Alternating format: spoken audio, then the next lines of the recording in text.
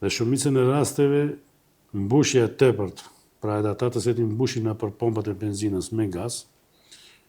nuk e kontrollon sasinë. Pra e mbushën shumë më tepër se sa që mund të mbajë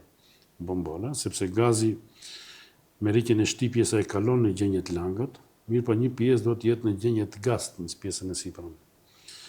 Dhe vetë regulatori, kur e lëshon sasinë për ndezje, gazi nuk del më atje në gjendje të gazit, po del në formë gjendjes të lagët. Dhe ti duke menduar se është ndes, kthen shpinën të bësh punë tjetër, ajo shuhet, dhe më kthehesh mbas një ore siç e ka një zanat nëpër shtëpitë tona, e sheh që është shym gazi, mirë po fatkeqësisht e shtypin nëse është natë, ndërpresin dhe aty ndodh fataliteti,